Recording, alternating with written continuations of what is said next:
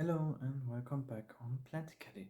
My name is Omar and this is the start of a new series all about plant phylums. Now, the topic of today's video is about the first plant phylum I'm going to discuss with you all. That's the Bryophytes. Now, what are Bryophytes? A difficult word for me to pronounce. It's Greek and is a compound word of two words, phytes, meaning plants and so on, and brio, meaning moss, tree moss, so mossy plants. Like, I'm sorry if I have mispronounced these ancient Greek words, so please don't go after me in the comment section.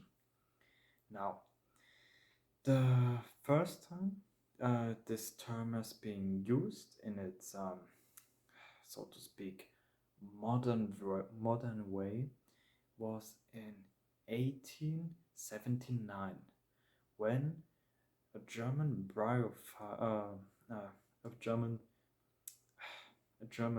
botanist that specialized in such plants described three groups that we still use, that we still group together as bryophytes. Those are the mosses, the hornworts, and liverworts.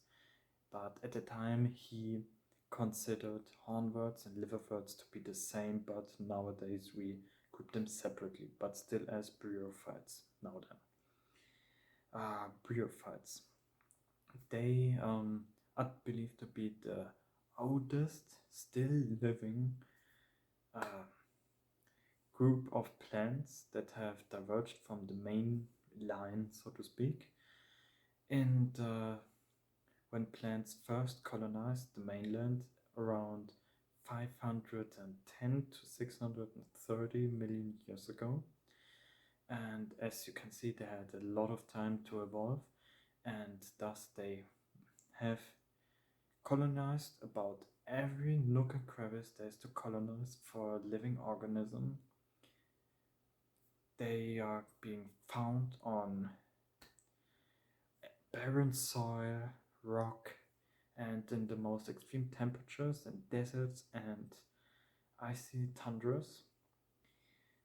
Well, extreme temperatures, so to speak, for a plant to be still alive, but still impressive in my opinion.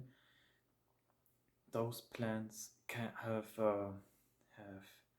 better adapted, in my opinion, than other plants because they can only sustain from water. They don't have vascular appendages and such, so they have it much easier. I mean, we all have it seen in a forest or even at the roadside on just some cobbled bricks. They can grow a moss. Incredible, in my opinion. Now, bryophytes are Bryophytes have a life cycle which consists of two different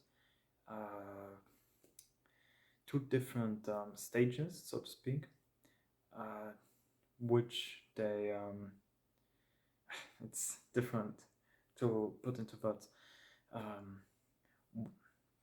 There are two different generations in a life cycle where they are going to exchange, where they are, well, I cannot explain it like that, but the first, first of all, plants germinate from spores and in the haploid form and grow to be those large green plants we know, and then when they have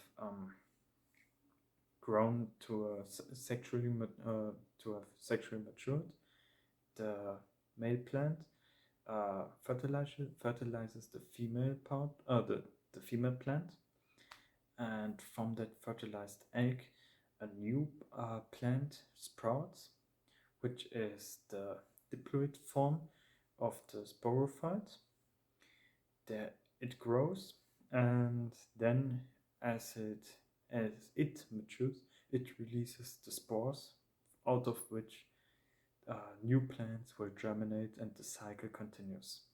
So it's a generational exchange, so to speak. And yes, I find this life cycle to be very interesting. So that,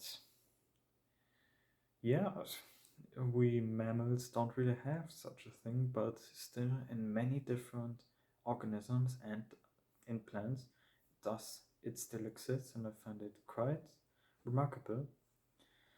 And yes, altogether, the Bryophytes I find very remarkable because I think we all know it, we all love it.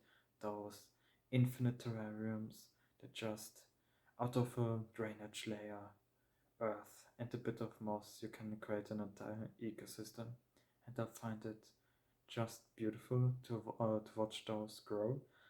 And yes, it was a pleasure to tell you all about Bryophytes, and I hope you enjoyed this video.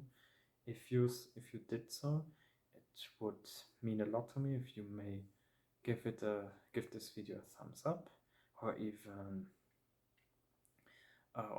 subscribe to this channel. And yes, we will see each other next Friday. See ya. Bye.